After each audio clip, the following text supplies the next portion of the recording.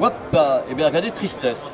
Non mais une vraie tristesse parce que c'est le dernier module normalement, ici en direct live depuis les Sound Days au carreau du Temple où dehors il fait un temps bien sûr magnifique comme dans nos cœurs et je vous rappelle c'est les dernières heures que vivent actuellement les Sound Days au salon audio où on propose des matériels à tous les prix pour tout le monde, des écoutes, des trucs incroyables et là on va parler de deux trucs géniaux. On va commencer par le monsieur à côté de moi et on terminera avec le monsieur qui est ici, ce joyeux bipède. On va continuer à parler de vinyle, tout à l'heure on parlait de vinyle, là on va parler...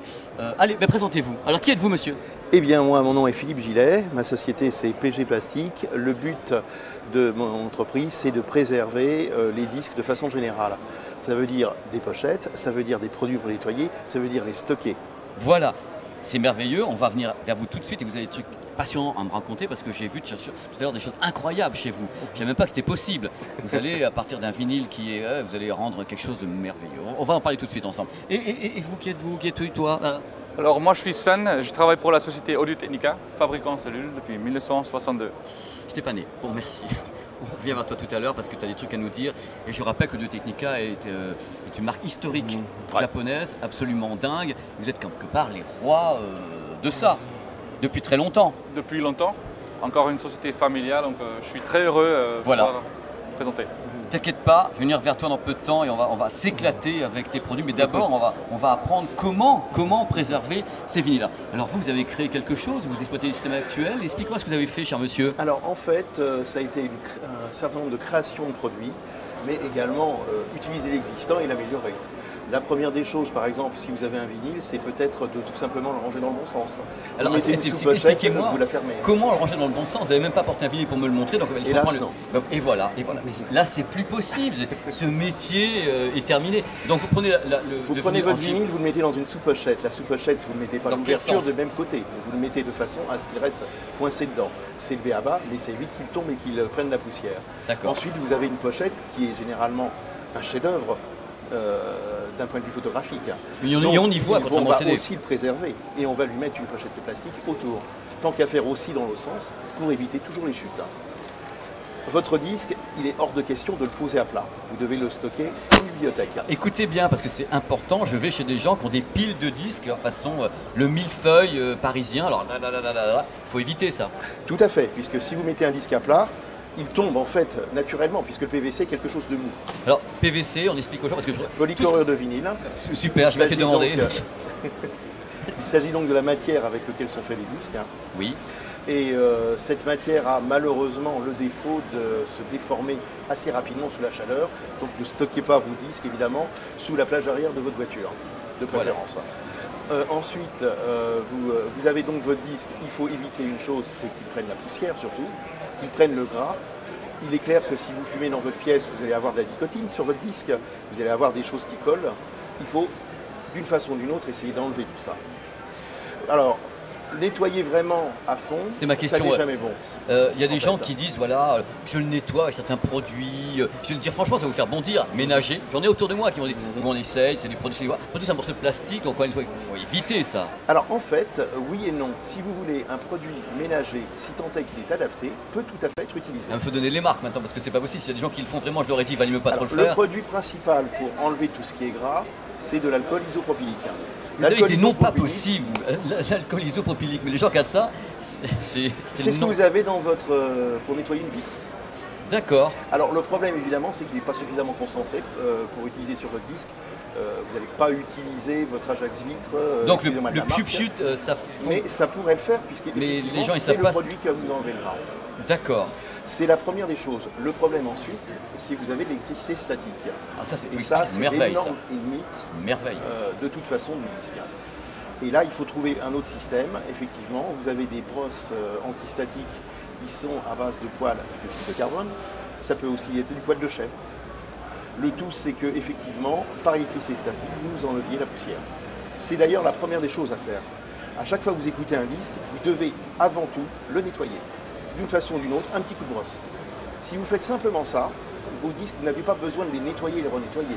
Si vous ne fumez pas dessus, vous n'allez pas avoir des traces de doigts quand même qui sont dramatiques. Ah mais attendez, quelle hérésie Quelle hérésie est de prendre un Il peut vous échapper, cher monsieur, des doigts. Vous êtes là en train d'essayer. Et puis malheureux, que se passe-t-il?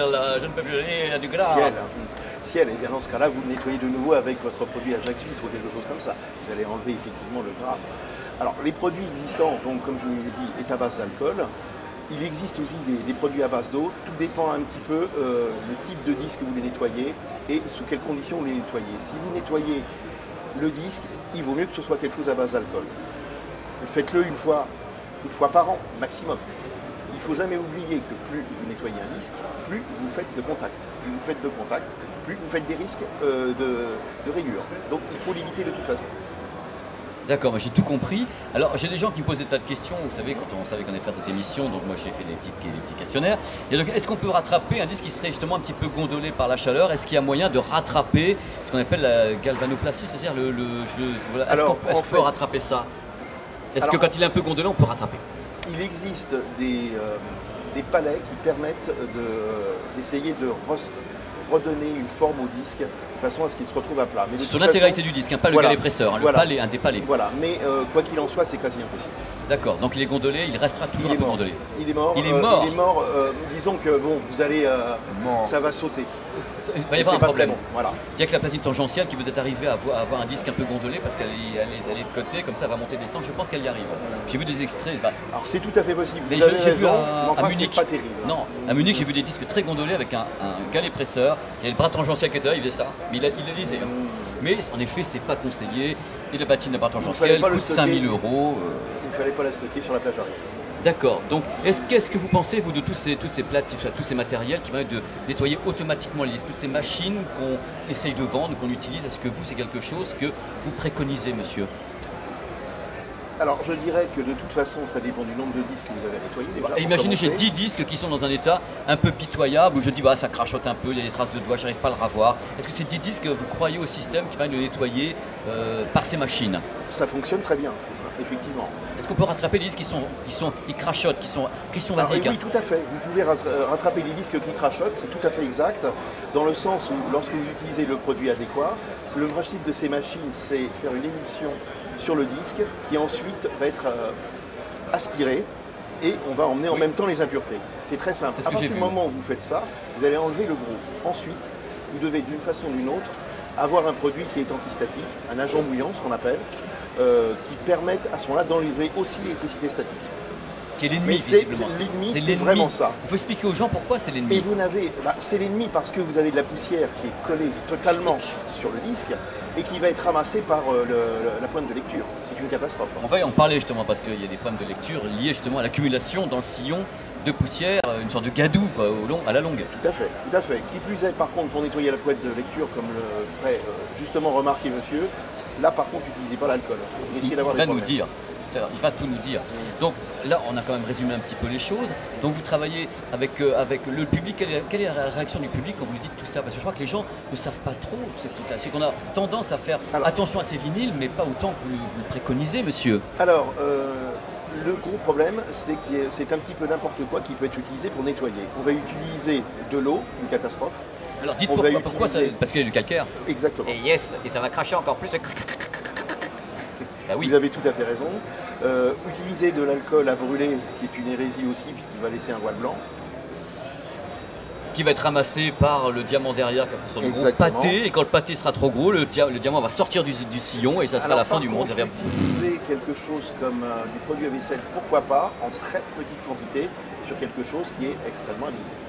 Voilà. Où effectivement, vous avez un disque de collection que vous avez trouvé dans une brocante, qui est la perle dont vous rêviez, effectivement, vous pouvez dans un premier temps le nettoyer avec une petite goutte de produit de lave-vaisselle. Vous allez enlever le plus important. Mais surtout, il faudra redétruire derrière avec de l'alcool. Parce que sinon, vous risquez d'avoir des traces du tensioactif qui resteront dans les sillons.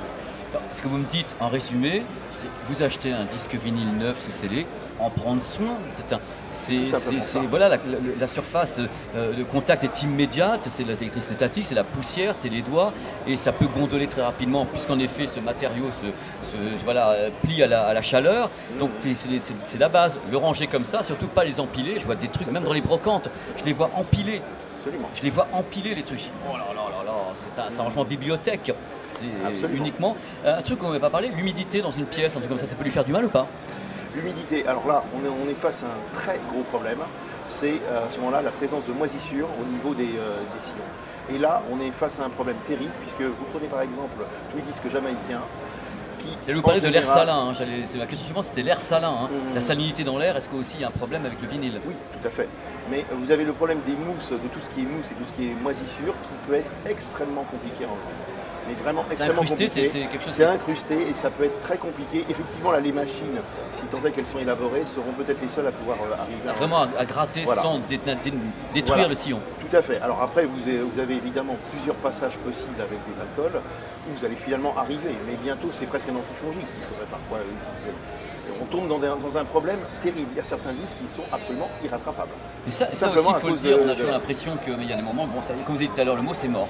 À un moment donné, c'est trop gondolé, c'est mort. Et quand c'est irrattrapable, comme certains CD qui ont eu des problèmes de colle, avec l'air salin ou bien avec l'humidité, le CD est irrattrapable. C'est le même principe. Tout à fait. Dans le CD, vous avez même un autre problème, c'est que si vous avez deux faces à la CD, vous avez la face plastique que vous connaissez, en contact avec le rayon, et l'autre côté, la face miroitante. Si cette face miroitante a le moindre pet, il n'y a plus rien qui... Bien sûr, parce qu'il n'y a plus de lecture, il n'y a plus de réflexion. Ça paraît être le b.a.-ba, mais c'est presque le côté là. Mais tout le monde ne sait pas. Il faudrait que vous êtes là. Merci dans tous les cas, c'est génial, c'était super clair. Et je pense que les gens ont beaucoup aimé. Merci beaucoup, monsieur. Merci à vous. C'était des conseils très très précieux. Je pense que les gens auront apprécié. Maintenant, quand on dit vinyle, on dit lecture des vinyles. Et pour lire un vinyle, il n'y a pas que la platine, il y a également cette chose-là. Exactement. Alors tu veux nous présenter des nouvelles gammes, explique-moi, ou nous parler tout simplement du process de lecture avec les différents types de diamants? Alors aujourd'hui, je vais expliquer surtout la cellule en global, en profitant de notre gamme assez large, bien sûr. Tu n'as pas une nouvelle gamme qui est sortie, vous avez présenté là? On a présenté une nouvelle gamme à Munich. Voilà, c'est ça, je l'ai vu. Donc à Munich, on a présenté la gamme OC9X, c'est une cellule bobine mobile. Aujourd'hui, j'ai surtout amené les aimants mobiles parce que surtout pour les platines débutants, sont les cellules plus faciles à driver. D'accord. Là, on va avoir trois différentes gammes ici devant moi. Donc, c'est la gamme ATVM95, VM500 et VM700. Voilà. Tu peux donner une idée des prix parce que les gens qui nous regardent, même le public ici, on n'a pas toujours une idée des prix des cellules parce que les gens cherchent souvent des platines. Tu sais, même chez toi, on prend des platines avec tout dedans, les débuts de gamme, et ils n'ont pas idée tellement des prix. Alors d'accord, chez nous, la cellule de base, la VM95, c'est avec un diamant rond. C'est le deuxième diamant à côté gauche là-bas. D'accord. Je suis à l'envers. À l'envers, voilà. C'est un diamant rond, donc sphérique, qui coûte 34 € pour la cellule. Oui, bien. Ensuite, on monte en gamme diamant elliptique collé. Donc là, on va coller une petite pointe de diamant sur un tige en métal, c'est 49 €. Et ce qui est super important à savoir, c'est le prix a certaines différences.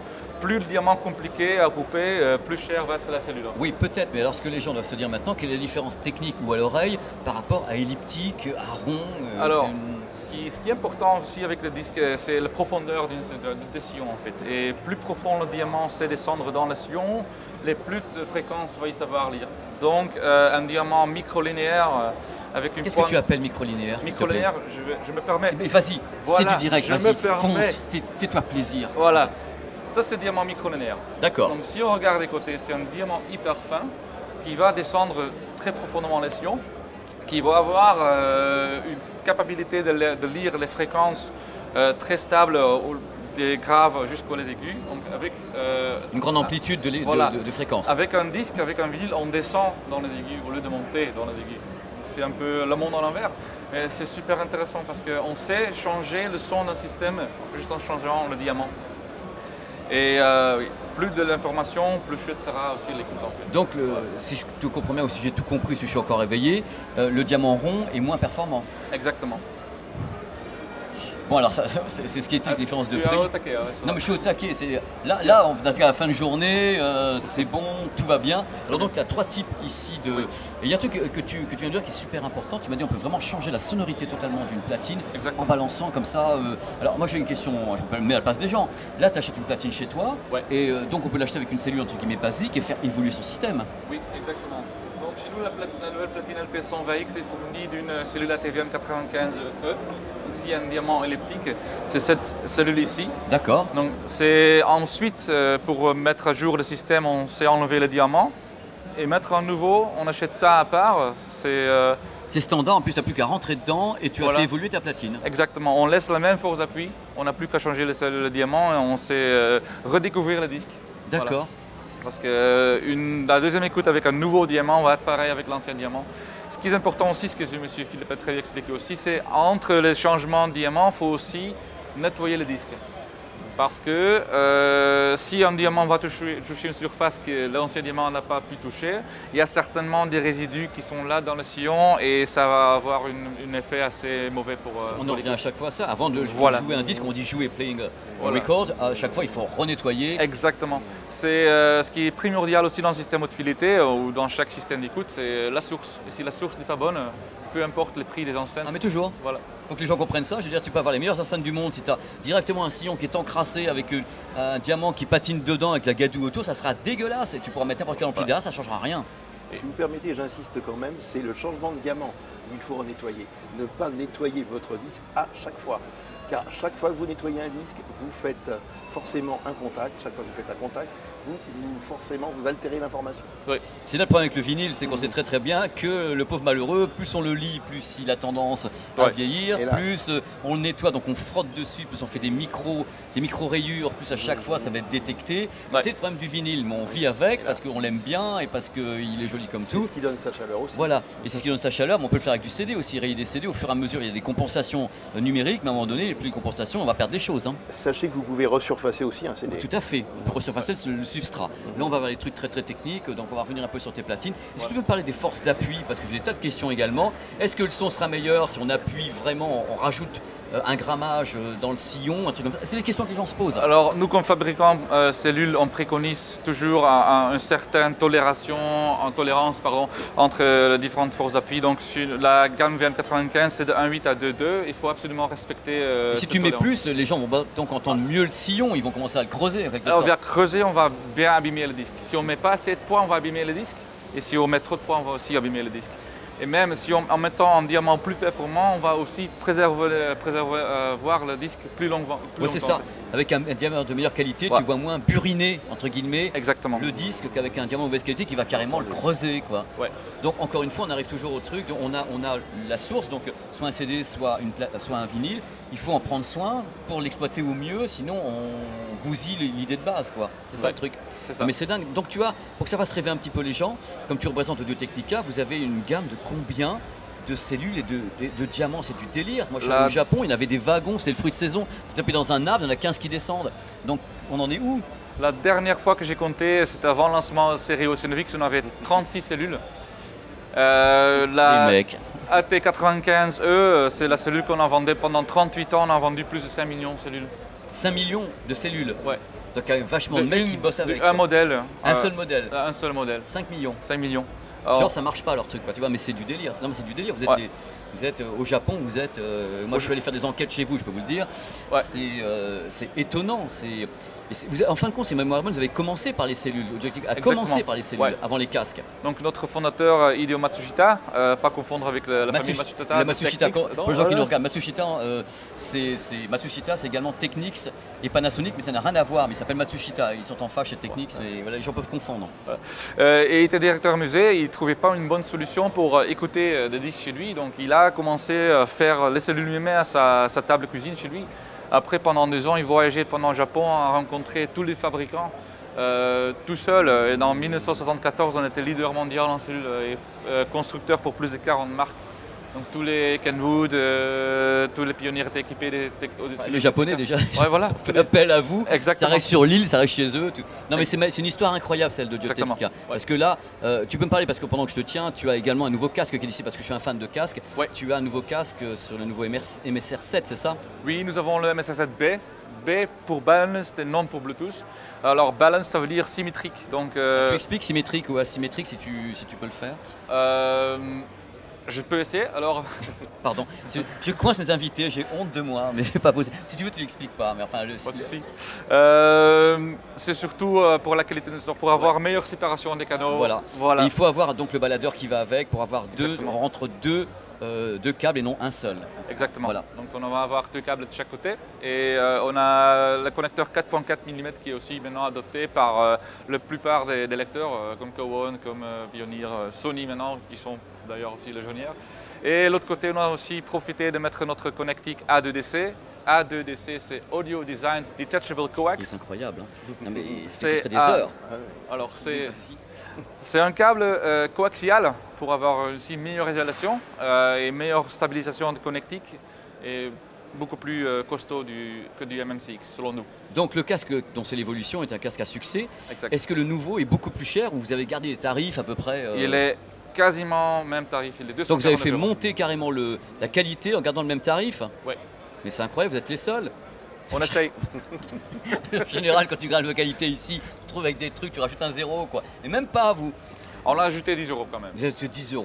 On est gentil. C'est pour la bonne On est bouche. gentil, voilà. Dans tous les cas, c'était vraiment un régal de vous avoir, vous, pour expliquer des choses sur le vinyle, ce qu'on ne savait pas obligatoirement, je veux dire, les rangements et tout. Merci à vous.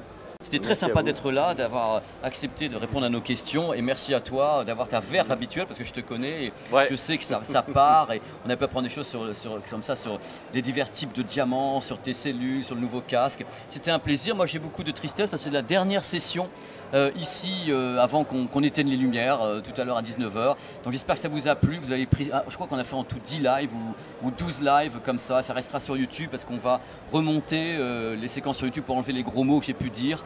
Donc il y en a pour un petit moment quand même. Merci à nouveau messieurs et merci à toutes les équipes techniques qui sont ici, qui ont fait un travail extraordinaire pour assurer les liaisons, même si on a des petits problèmes techniques, ils ont résolu ces problèmes techniques. C'est là qu'on reconnaît des professionnels. Merci et à bientôt pour une autre édition et on se retrouvera partout. Voilà, c'est que du bonheur. Merci, au revoir. Merci.